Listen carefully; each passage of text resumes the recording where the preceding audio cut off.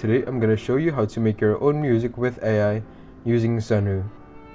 First, head to suno.com, sign up, and when you're in this page, you can just go straight up here and make your own prompt for your song. I've actually made one before. I've typed in all of this. If you wanna just copy, you can. I'm gonna just quickly scroll down so you can see. Alright. Yep, I'm gonna click create now. Click create. Okay, just wait for it to load.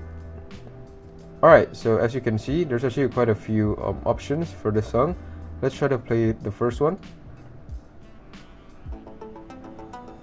Alright, let's play the second one. The third one. Oh, this one actually has lyrics.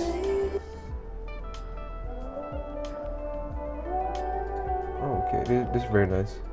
Okay, so I think I'm gonna stick with the first one, and you can actually download this by clicking these three buttons here and click download and MP3 audio. You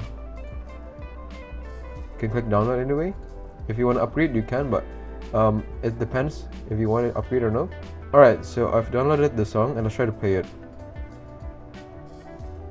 and let's see if it's good quality or not.